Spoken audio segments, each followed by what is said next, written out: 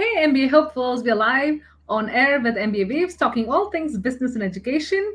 Please give us a like and subscribe because it helps us to continue to create all the free MBA Waves content. And today on episode 140, we're talking about how there are more than one way to get into your favorite MBA program. You're going to learn about the different tests that can get you into the business school, how to decide between them, and of course, tips and strategies to ace these tests. This week, I'm your host, Krithika, joined by my co-hosts Bara and Eric. And we're also joined by our special guest, Travis Morgan of MBA Whisperer. And he's also one of the experts in GMAT and GRE and all things test related. So, hi, everyone. Hey, Krithika. Hey, Travis. Welcome. Hi, guys. Hello. Hi. And we're just going to jump right in. Test. Everyone's so stressed out. Travis, tell me about who should consider taking the GMAT, GRE, or EA, and why? Thanks, Krithika. And hi, guys. It's great to be with you again. And I get this quite a bit. So I tutor for the GMAT, the GRE, and the EA. And so I'm kind of test agnostic. I'm happy to, move people from one test to another if we feel like it would be advantageous. To me, most people tend to start off with the GMAT. It's the most popular test in applying to business school, and it continues to be so. It has gone through a number of changes with GMAT Focus, as we've discussed on MBA Waves many times. But it's an intimidating test. I will tell you. I think, my opinion about GMAT Focus is that they've kind of marketed it as, it's shorter. It's more user-friendly. You can change 3 answers at the end, this sort of thing. But I will tell you that by making the test shorter, it has become a very intimidating exam. The quant has become, you can adapt up in the even harder questions that were ever on the original GMAT. And so it is, and it serves difficult questions very early in the exam.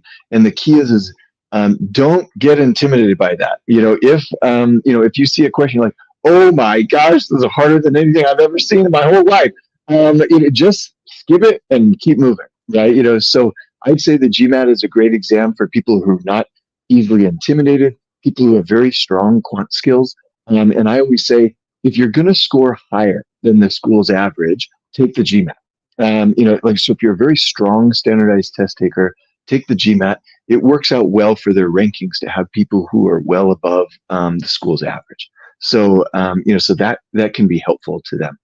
The GRE is one, many people say, oh, just take the GRE. It's a quote unquote easier test.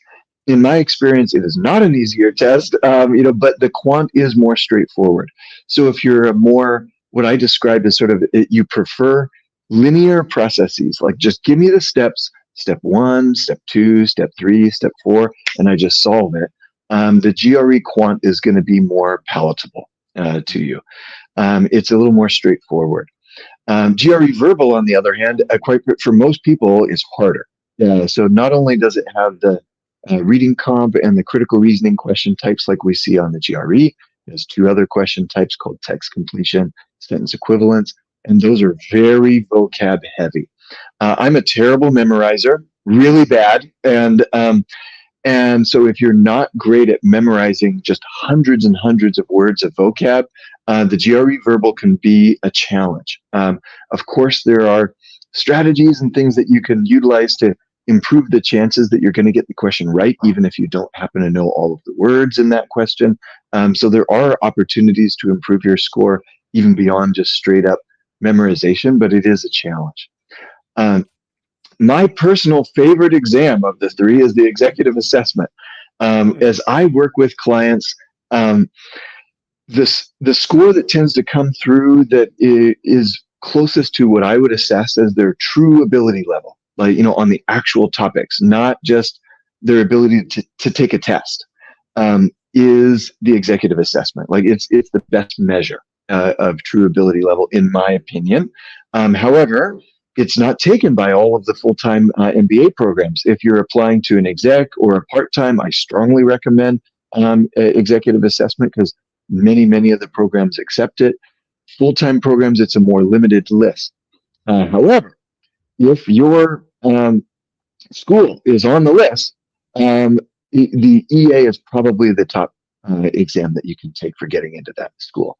The number one advantage, I would say, to taking the EA for a full-time MBA program is, and we'll see with the upcoming rankings, but US News and World Report is the ranking that incorporates test scores most heavily into its ranking, and they don't use the executive assessment, and so it does not penalize the school to accept someone with a lower EA score if they think that you can cut it in the program.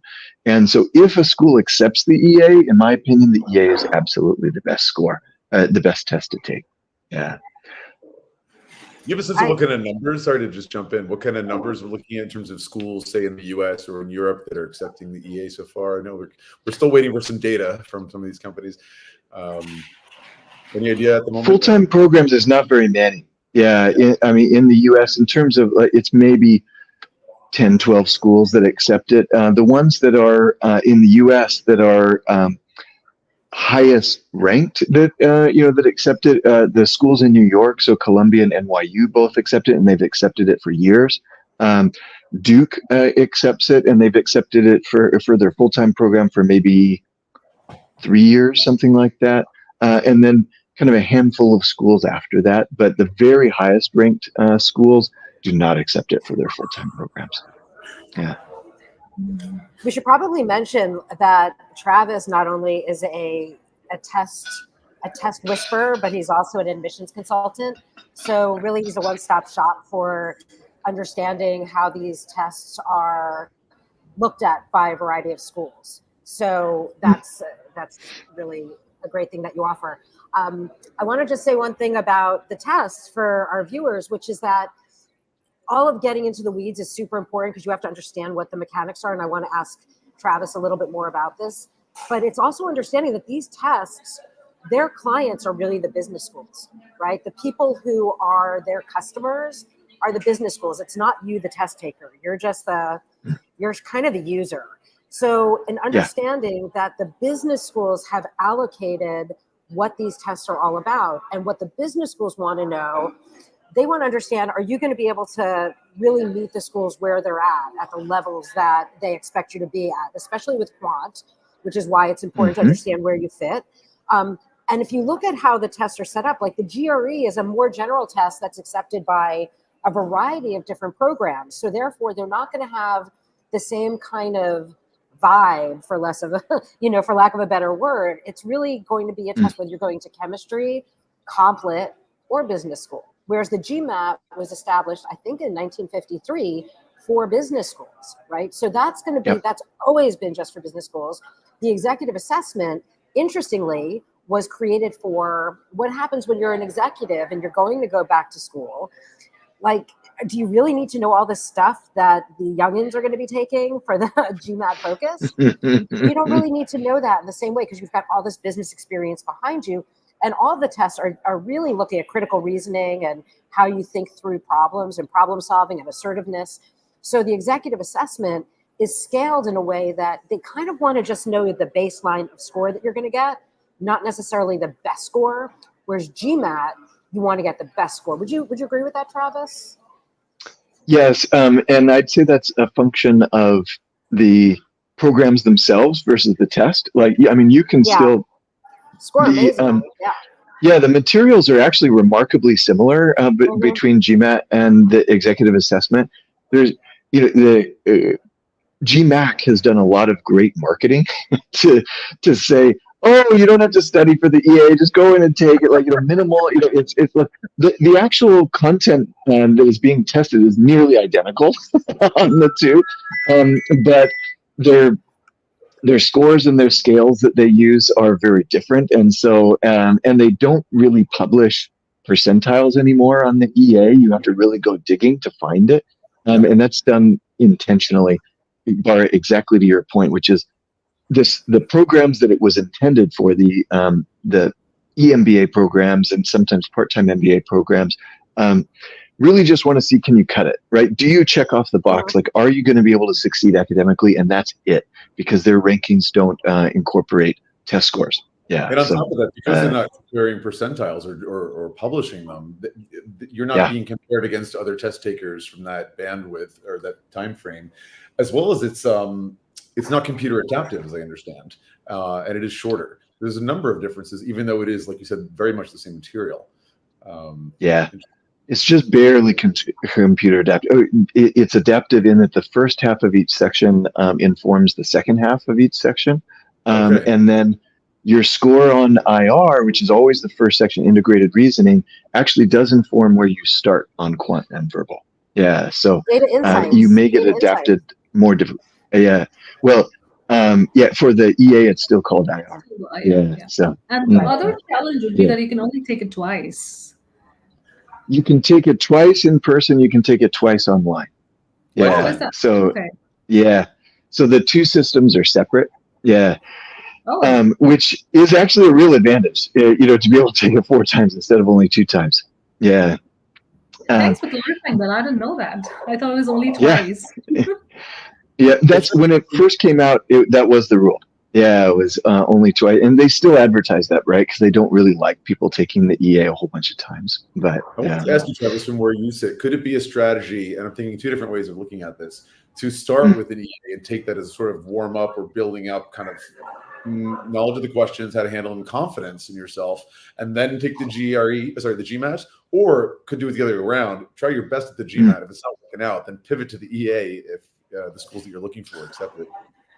That's how I do it with most of my clients. Is I start them on the GMAT. It's a little more demanding of an exam, right? And if we're just not able to hit the scores that we're looking for, literally every minute that you spend studying for the GMAT is going to be effective for the EA. Quite frankly, vice versa is also the case, true. But then you're moving from, a little more forgiving of an exam to a little more demanding of an exam, which is, in my opinion, it would make the GMAT feel hard. That said, though, like I had a client who we worked with him on the GMAT. We actually transitioned him to the GRE. He got a decent but not amazing score on the GRE, and I said, I still think you should take the EA for the programs that accept the EA. And he had a little more work experience, kind of right on the cusp of where you would be either full-time or an executive program. And so he applied to a program at MIT Sloan called Sloan Fellows, along with Stanford MSX, and got a pretty good score on the EA. And I said, I still think you've got more in you. He got a near perfect score on integrated reasoning the second time around, and was able to get into MIT Sloan Fellows. He's starting right now. And so being willing to shift from one test to another, I think, and see where you can really maximize your score is a great strategy. And quite frankly, the tests are just not that different. And so you can shift from one to another and take the other exam within a matter of weeks sometimes. If I may ask, in that same vein about switching tests, right? I'm thinking about the GRE now, right? And for our listeners who are either hesitating between the two or may have focused on one of those 2 tests for a while, and they've got to a certain level, but they're just not happy and they're hesitant. Should I try the other test? You talked about like nothing is lost or for naught if you've been practicing for the EA and then taking the GMAT or vice versa. What about pivoting between GMAT products and the GRE, UTS? A good question. And it's also just not that big of a deal. So the transition, for example, on the quant, the topics tested are nearly identical. So there is, on the GRE, there's a little bit more emphasis on statistics. So you are going to be asked things about like normal curves and percentiles and quartiles, which is not really tested on GMAT products, GMAT GRE, or GMAT EA. And as I mentioned, the questions are a little bit more straightforward on the GRE. And there is a question type called quantitative comparison, which is different, but it's not on the GMAT, but it is similar enough to data sufficiency to where if you've studied for the GMAT and you are familiar with the data sufficiency question type, you'll be able to utilize those same skills and transfer that over to the GRE pretty easily. So most people actually wait too long, I think, to make a possible change, right? To test out another exam. And I encourage them, just take a practice exam.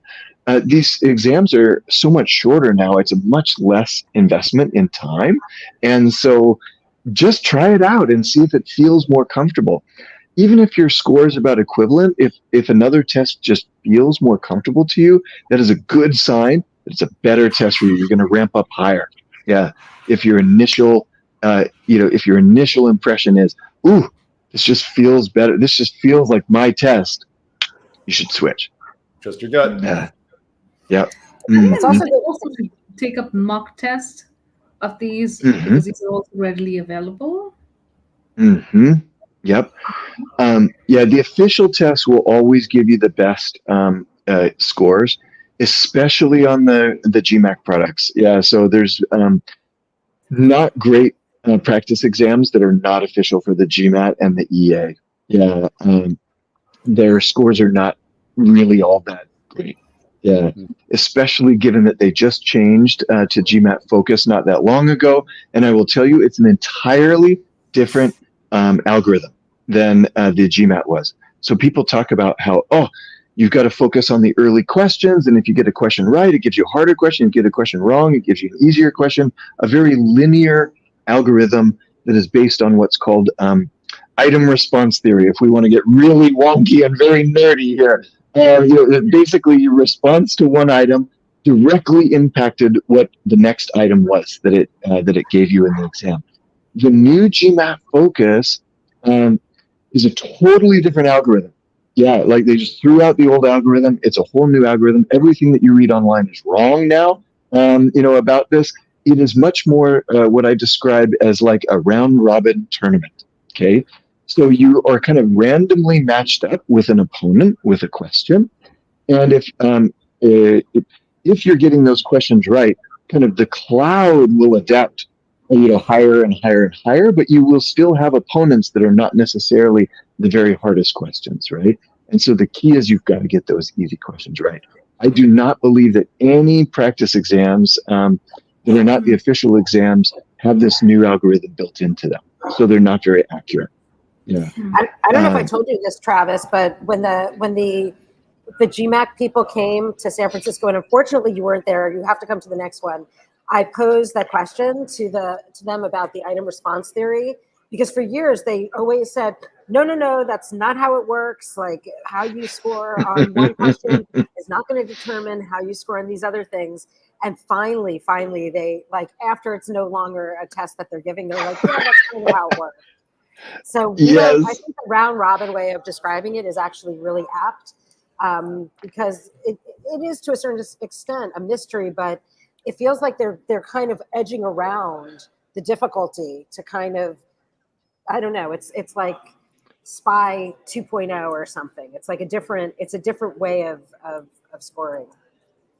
It is. Yeah. And so you really have to just take each question one question at a time. You cannot sort of see like, oh my gosh, I got this super easy question, I must be doing poorly. That is not how it works anymore, right? So nor I got this ridiculously hard question, I must be doing great. It actually doesn't work that way either. And so if you've ever played in a round robin, like any sort of sporting event in a round robin tournament, you could hit the very best player in the tournament very early and they just absolutely crush you. And that's what it feels like on the new GMAT, and you just cannot get intimidated by that. You've got to just skip it and move on. Yeah. But that's so important. I'm sorry to talk. That's so important as far as getting the mindset of the student to understand that they can't game it, right? Because I think that students used to game it and just be like exactly the way that you said, like, oh, this is hard, that must mean this. Oh, that's easy, that must mean this. And then they wind up being in these parallel mental paths instead of addressing each question one by one as they went through it. And so it's really a thing. That's a good business person skill anyway, right? Adaptability. Adaptability is super important, and staying cool under pressure, which you couldn't do it in the same way because people were always gaming it. So it's an interesting shift for necessary for the student. I mean, I absolutely agree. That But I was think my what I attitude. heard at the AIGAC conference was that's one of the key skills that most business schools are looking for is that adaptability, right? We're in a world constantly changing with a lot of unpredictable things, and to be able to adapt and to adjust and to shift direction if necessary is absolutely key in leadership. It's a good point, Eric. And actually, sorry, Krithika. Yeah, a lot of folks get frustrated because the GMAT feels tricky, right? And they're like, why are they trying to trick me? Why don't they just ask me these questions? Which is more the GRE style. And it's not just testing your math ability and your English ability. That's not what it's testing, right? It's also testing your ability to perform under pressure, your ability to make snap decisions and be able to set priorities, right? Like, is my priority to get this question right no matter what, even if it takes me 5 minutes, even if it takes me 8 minutes? The answer is no. That is not your priority, right? And so are you able to make those decisions in real time? Is being tested. They just don't tell you it's being tested. They kind of tell you it's a math test and an English test, and it's not. It's actually testing these higher order problem solving skills, which is what business schools want. Note, like Bara said, it's business school deans that sit on the board of GMAC. It's not. It's sort of more a broad group for the GRE. So the GMAT tests these skills that business schools want directly. Yeah. Sorry, Krithika, what you were going to say something. That's so nice to hear. And I just had to squeeze this question in. I wanted to know is, earlier people had this mindset that I'm going to give the GMAT once or I'll take the GRE once. I need to get like the first score and so on. Do you think that with the GMAT focus, there should be a shift in how students are viewing and how many attempts they should have at a test?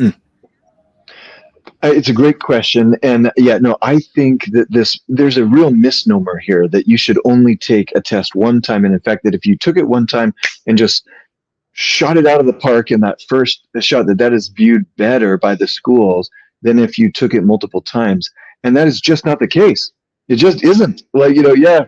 And in fact, in not this conference, but last year's conference, an admissions officer mentioned how she was reviewing an applicant, and for their demographic and for their kind of overrepresented industry, I'm guessing that it was management consulting, but I don't know, that they were just okay, just sort of so, and they were kind of looking at it like, oh, it's kind of lazy, this person only to have taken it once and their score is just okay. And then they actually saw later on in the application that they had taken it 3 times and that they had increased all 3 times. It actually made them more like the candidate because they realized that they had worked hard, they had improved their score, they had gotten it up to this point that they were not lazy, and that they actually ended up admitting this person. Isn't that interesting? So, showcasing that you work hard to achieve your goals and that you can increase your score is not a negative thing. So you don't necessarily have to cancel these scores. Like, as long as your scores are improving, that's a positive. And I will tell you, some schools will give the advice to take it up to 3 times. And I've even pressed them on that. I've asked them, why do you give that advice? And they said, oh, we've just found that people tend to plateau out after that. I'm like, it depends on your prep. Yeah, if you're doing the same prep, you're not changing the way that you're approaching the exam. Yeah, you will plateau out. But if you adjust the way that you're approaching the exam, you will continue to improve. And so, yeah, you can take the exam, up to 5 times in a 12-month period, up to 8 times in a lifetime. And even the dirty little secret there is actually GMAC is very flexible on that 8 times in a lifetime cap. So yeah. You can actually take it more times than that if you're a legitimate test taker and not just trying to see as many official questions as possible as people like Travis and as a tutor. Tests. Have you ever met anyone who's taken the test 8 times? I certainly have not. But to your point, I have a client who took it 8 times and got a waiver to take it an additional 9th time. Yeah, and it was very easy. They just basically called him up, or I can't remember if they called or emailed and said, "Hey, am I able to take it another time?" And said, "Yeah, sure."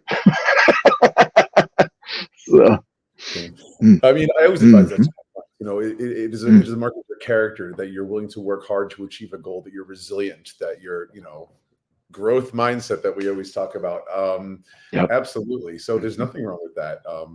I do think that you tend to plateau after 3 or 4 times, but if you do significantly change your strategy, you will improve, as you said. I think it Yep. just a little change. I think you have to make a big investment in how you're preparing. I think that's Yep. that's super important because, and I think that this is a plug for understanding how you best prepare. Because if you go to a big box company that's just a one size fits all, you might plateau pretty quickly. But if you go to a more specialized, individualized tutor, then the tutor is going to respond to your needs. You're not going to, if you have a good tutor, they're going to understand how you think through things and what you need to change, what patterns you have, what you need to improve. And they're not teaching at you and just in a very sort of objectified way. They're teaching with you and moving you through the way that you need to move through. So when you prepare, like you might think, oh, you've already paid for a program and why should you pay for the fine tuning? You might want to start off with fine tuning because then you only have to do it once. Because if you get good tutors and a good program that's really robust and comprehensive, you don't need to find all these different ways yourself. So do think about how you. Well, that's a really good point. Yeah, really good point. I actually had a client a couple of years ago. I put his quote on my website. Actually, he had worked with 7 or 8 tutors before he got to me, and was still just plateaued out. And he, after our very first session, he goes, "Wow, Travis, this is really different." Yeah, and it's like, yeah, if you just are approaching a client and you're saying, hey, how are you approaching the exam now? And what are these little adjustments that we can make to your process? Not just keep teaching you more and more formulas and more content, which you probably already know, but adjusting your process, you can actually see very big gains even after taking the exam several times. So yeah, no, it's a good point. Team, did we want to address test waivers? Before we go? Yeah. Yeah, go for it. Because this is something that's becoming more and more common, with schools, and they're getting more data now. And so we're going to start to see whether or not those who receive a test waiver are performing as well academically in their programs as their peers that take a test. That data has not really come through yet from the schools. Most schools' test waivers policies came out during COVID, so they have maximum about 3 years of data so far. But for many people, a test waiver is an advantage to you. Yeah, so I would say only about 10% of the population is naturally good standardized test takers. About 90% of the population is not. Yeah, and so if you are really, really struggling on standardized tests and you're going to come in way below the school's average, a test waiver is absolutely going to be to your advantage. And so if you qualify, different schools have different processes of how they do it. Some schools, they will tell you whether you got the test waiver beforehand, which is the most logical process, but some of them you just have to submit your application without a test score, and they will tell you whether or not you qualified for a test waiver in the same process as reviewing your application, which is a little nerve-wracking. But if you qualify for it and you are scoring well below the school's average, take the test waiver. You do not want to submit a score that's well below average. It will do you well. Of course, if you have other data points that are strong, that AKA your GPA, that is going to serve you a lot better than if you also have a GPA that's well below the school's average. Yeah. Typically, if you have one data point below, you need the other one above. Yeah. Right. It has to compensate. It comes with the caveat that you better be confident in the other aspects of your application, not just like, okay, I don't take the test, And Correct. It's not going to land well. Travis, I wanted to talk some numbers with you. So obviously with the GMAT focus compared to the new test, right? They say the 685 is the new 740, right? That's 76 percentile. Mm-hmm. What are the things you've been hearing there? This is what we really want to get into. The juice. This is it's a tricky topic because I actually don't think the schools themselves understand this very well. Yeah, and so there may be some circumstances where in an optional essay, you may actually need to coach them a little bit, which sounds a little bit pretentious. You don't want to, you just want to mention certain things.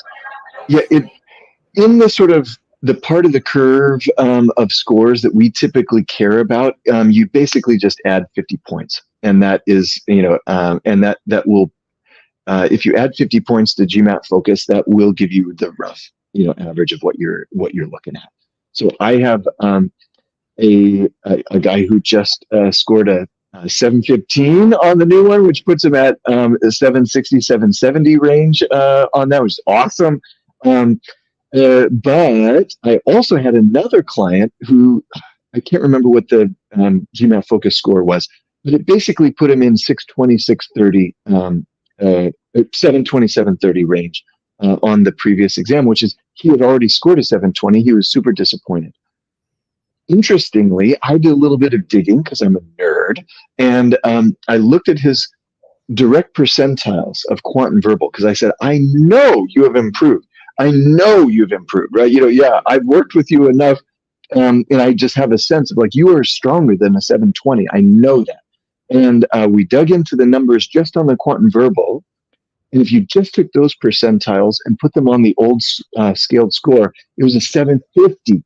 750, under the same percentiles. The schools will never know that. Yeah, the schools will never know it.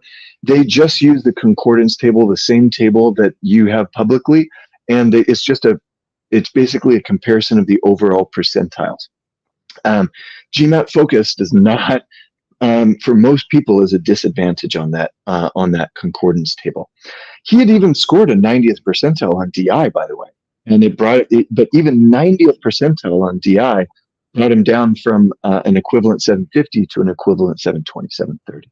So there are some, if you do some digging, if you're like, man, this just doesn't, like, I feel like this should be a better score than the table tells me that it is, it might be. Yeah, it might be. And you might want to just put one line in your optional essay that says, these percentiles on the legacy GMAT, would have been a 51 and a 42, which would have been a 750 score. Just a one line, just to, kind of give a clue to some of the schools that this concordance table is not actually serving most test takers very well. Yeah. All of these tests are new. All of them are new, right? And so it's been like the whole test industry, if anyone has been keeping score, has been just completely shifted and changed since COVID. So COVID, we had all of the people taking tests at home, right? Because we weren't going out, we were in lockdown. And then there's been this response that the GRE has changed. We haven't even talked much about that, but because you were talking so much about how the GMAT is so completely different, the focus, than the earlier version. The current GRE is actually all the same content, but they've just shortened it. And then they've made each question actually worth so much more because there's so far, there's fewer of them.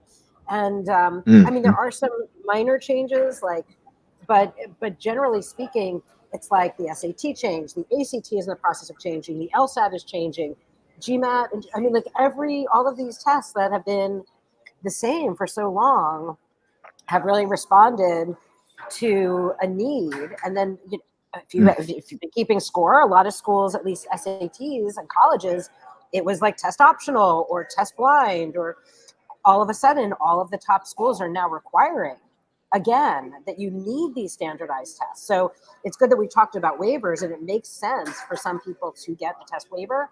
But when you look at the different schools and what these tests do, remember, you're being compared to every other person who's taking these tests, and they need something that's not adaptable. Like there's no grade inflation. There's no, this is so objective.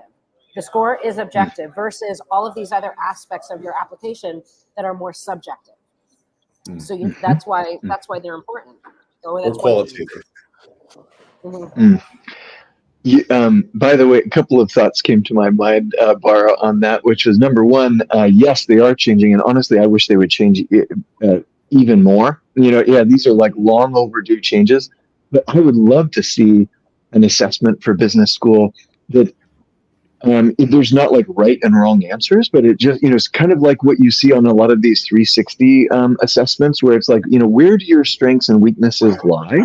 And there's not like that you have to have a strength in this and a weakness in that or whatever, but, or that you need strengths in all 360 degrees.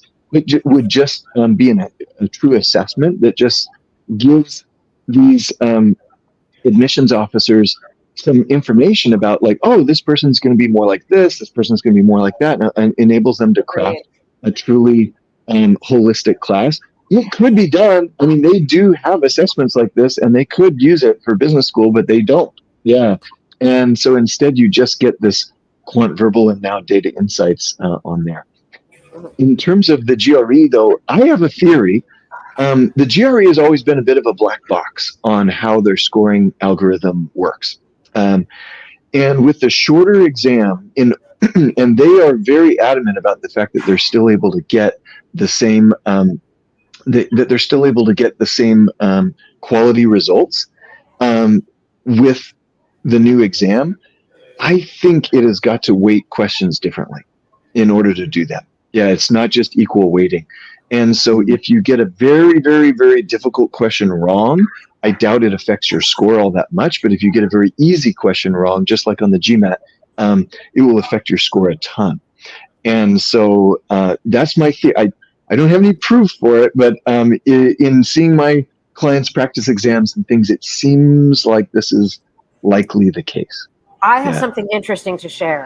So I was at another conference, and one of the test makers, I mean, it was the College Board, talked about, which I have not heard GMAC say this at all. So I'm not saying that GMAC is doing this, but the College Board has been talking about they're actually weighting questions through AI and looking at how long it's taking you to do questions, and then determining if that's actually a guess or not. And they're including that in how they're scoring. So it's a completely different, I know, it's a completely different thing, because what I know. So what happens if they're assessing how you're taking the test because it is computerized? They're not doing eye movement, but they're doing something else to determine how the quality of your answer. So it's a whole new world, and I wouldn't be surprised if the test makers they're not doing it as far as we know, but other tests are, and so it's kind of a interesting terrain that we're entering in. I will say that GMAC has said that the exam adapts based on 3 criteria now instead of just 1. So the 1 used to be whether you got the question right or wrong. That was it. We don't know what those 3 criteria are. They're keeping that kind of close to the vest. But it very likely might be topic based as well, so that that the test is a little bit better at serving up topics more broadly. So, but yeah, we don't know exactly how it adapts. Yeah. So which brings me to this thought, Travis. What do you think are impressions about these tests among the employers? And how are they going to view it? They're going to wait for the schools to reveal like the GMAT focus averages and again, like, all the new shorter GRE averages and so on. Yep. My guess is among employers that they're also just going to use the same concordance table, right? Which does actually put GMAT focus at a bit of a disadvantage. That's why I'm trying to get the word out on this, as much as possible. Is like that concordance table is not end all be all. So my guess is that they're using that, and that there used to be a concordance table on the GRE. There no longer is. My guess is that they're just going up based off of the school's averages. Yeah. So like HBS or any of the M7 schools, maybe with Stanford as an exception, generally is about 162, 163 on both the verbal and the quant section as an average for those tests. I will tell you that is easier to achieve for most test takers than their GMAT averages, FYI. Yeah, so I do think that there is an advantage there on the GRE, and there is a little bit of an advantage based on percentiles in the rankings of GRE score, FYI. So employers, my guess, are probably taking the school's lead on this and just sort of taking their averages and doing it. That may not be the best way, but it's kind of just the only way to be able to do it without really diving into every single score and seeing how it would compare to other tests, which there's no way they're going to take that amount of time to do it. So again, interviewees might need to do a little bit of educating, or even just as you're doing coffee chats or things like this, of saying, yeah, I have this 695 score, 685 score, something like this.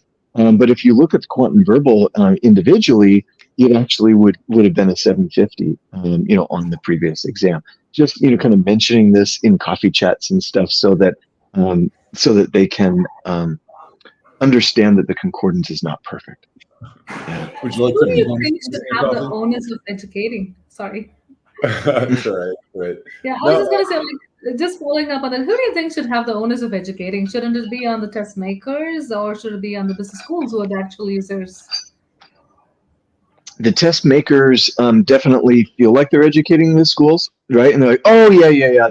We do all this training. They understand all of this, and I guarantee you the schools do not. In my conversations with them in our conference that we just attended, they do not get this nuance. Yeah, they literally just go down the table and they compare the scores, and that is it. Yeah, and so, yep, the test makers believe that they are educating the schools on this, but I don't feel like it is. There's more nuance to it than the schools realize. Yeah. Mm-hmm. Maybe with AIGAC, we could do a follow-up session online this fall with schools and GMAC, and then again with ETS to really hammer that. That'd be interesting. I think that'd be interesting for anyone applying for an MBA now and ahead. But that said, I wanted to ask Travis, how do these tests differ in terms of test taking flexibility, like frequency? We spoke about there's usually, a 16-day delay with the GMAT. You mentioned the total number of times lifetime. So again, test taking flexibility, frequency, test availability, and policies across these three exams. A great question, because my client who took the GMAT 5 times actually ended up submitting a GRE score that was better. So, both GMAT and GRE are 5 times in a calendar year, 5 times in 12 months. And I do not believe that they're flexible on those policies for either one. So 5 times in 12 months on either exam. You've got to have 16 days between GMAT tests. And that's regardless of whether you take it online or you take it in the test center. Yeah, so you still have to have that 16-day window. GRE is a 21-day window. Yeah, so you have to have 3 weeks between exams. And as we're starting to get coming up on round 1 deadlines, this is something that I'm reminding my clients of, is you've got to have 21 days between GRE. And so you need to plan that out appropriately. I always do recommend, though, don't just try to slide in a test if you're not ready to take it, right? So it's not going to do anyone any good, to go into that test and spend $300 on it, and it's not going to be the score that you wanted, that you want. I always recommend at least 1 to 2 practice exams in your target score range before you take that official exam. In terms of flexibility, I will give you another kind of dirty little secret in scheduling your test. So, as everyone here, I'm sure, is well aware, many of us, schedule a test date, we work toward that test date, and we find that we're not ready yet, right? And so we reschedule that test date and, to a time further out to give ourselves a little bit more time to study, as you should. It's a great strategy. But what that means is that test dates open up close to the date. So if you're like, oh man, I just scored this incredible score on the GMAT, I want to go in and take it right away. About 3 to 6 days out, you will see, time open up in these like prime times. So you don't have to take it at like 4 in the afternoon on a Thursday or something, right? That you'll see Saturday at 10 a.m. open up. Yeah, you'll see, these prime spots open up 3 to 6 days out, 3 to 8 days out, something like that. And so check the website and just, check the various locations that are, convenient to you, and check a couple of times a day. You will see stuff open up. Yeah. For sure. Thanks, Travis. There's actually a couple of questions that came in from the audience I wanted to mention, but really quick, I wanted to say that with respect to the GMAT, you were talking about that 16-day strict waiting period, but there's a little loophole. I don't believe I heard you mention it. That loophole, if you've taken the in-person, like on-site versus online at home, I think you are allowed to take it the next day. If you switch to different. The loophole has been filled, yes, and you're no longer allowed to do that. Yeah, just in the last couple of months. Yeah, wow. So Okay. No more loophole. Right. Yeah. Let's jump to a question from Srinath, who asks, why should employers care about scores? It's a very good question, Srinath. Travis, why don't you start us off, and anyone can comment after that. Yeah.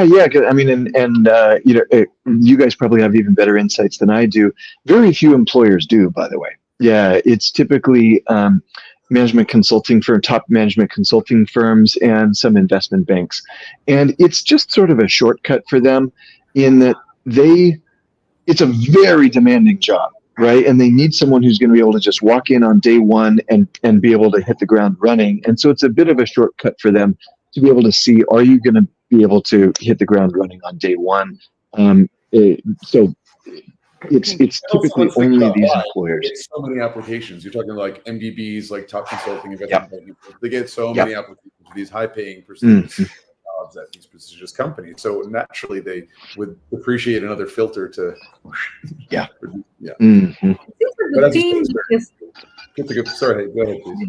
Sorry, it seems like the theme that we're constantly seeing is how can I filter somebody out for this versus that, and how can I keep filtering for especially like these high performance things. So it just seems to be like funnel over funnel, especially when it comes to that. Yep. No, absolutely right. But I don't. It actually is not a bad filter though. Yeah, I mean, so MBBs and top investment banks and stuff, like the skill sets that are required to succeed on the GMAT are nearly identical to the skill sets required for their jobs. These ability to think on your feet very quickly, the ability to be very comfortable with numbers, the ability to kind of know when something's off a little bit. Be like, wait a minute, that just doesn't feel quite right. Like this level of fluency with numbers and with data and all of that, but also be able to communicate well, right? That your communication skills are strong. It's a good fit. So it is sort of a funnel in a funnel. I mean, you've already gotten into one of these top schools, and now they're funneling amongst people of that. But to me, it's not random. It isn't like it's a bad funnel. It's pretty decent for what skills they're looking for. And so this begs the question: what does one do if they've come in on a test waiver and they end up going to interviews at these MBBs or top investment banking firms, right? Having to take the GMAT after you've gone through an MBA sounds like hell. So that's your path, man. Figure that out early and true. Right? But I have heard like stories where people were asked to take tests if they had to like get into a certain path by their career development centers as soon as they come in, especially with, as Travis said, the finance, consulting, and some of these top roles. Yeah. Yep. This is another question, either Bara or Travis. I'm thinking this is another person named Travis Frazier. This time, can you discuss the EA a bit? Tips for preparing new insights, etc. Take it away. Yeah. So I think the best way to study for the EA is to study for the GMAT, quite frankly. Yeah. So there are materials that are specific, like official materials from GMAT that are specific to the EA, and they tend to have fewer problems and they're more expensive. But the materials for the GMAT are identical. There are actually some of the problems are exactly the same. Like in the GMAT and the EA, I have not seen any difference in vibe, in flavor, in anything between the GMAT materials and the EA exam. And so The key thing though is that you really do have to make sure that your integrated reasoning skills are very strong, because this matters a lot. It's the very first section that you take.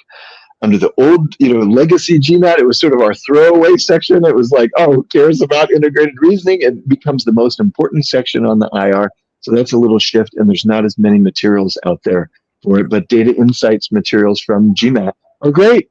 They're great. It's the same question types, and it will train you on IR. I would say the other thing too on EA that's important is timing. So within each subsection, IR has 12 questions, and each of the other sections have 14. So if you split that in half, the first 6 in IR and the first 7 in the other sections are important because they inform the second half of the exam. The second half of each section adapts based on it. But you need to make sure that you're completing the entire section. So you can't just suck up all the time in the first half of the section. You've got to be willing to kick out questions that are too hard. And Eric, as you mentioned earlier, within each subsection, it does not adapt, and you can kind of do it in any order you want. And so if you hit this just absurdly difficult question, just hit any answer choice at all and move on. And then if you have time within the subsection to go back and see if you can get a better guess in there, then you can do it. But do not let these very, very difficult questions suck a ton of time on the EA. Will kill you. Yeah. The one thing to keep in mind that is, I think, unfortunate, and who knows, maybe sometime down the line they will change this, but the EA still has sentence correction in verbal, whereas the GMAT no longer does. So the GMAT study materials no longer have it, and the GRE has never had sentence correction, and so you've got to find good sentence correction materials to study from for the EA, because it's still in the exam, for better or for worse. Sounds like the EA is waiting for the makeover.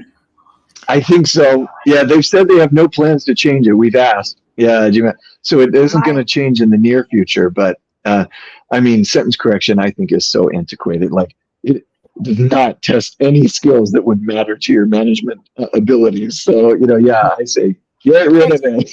It's true, though. That's the only book. That's the book that we actually authored. Was a GMAT sentence correction intensive, which has become obsolete. But it is a really good book to use to prepare for this, or if you just want to have better grammar skills. That's right. That could be good.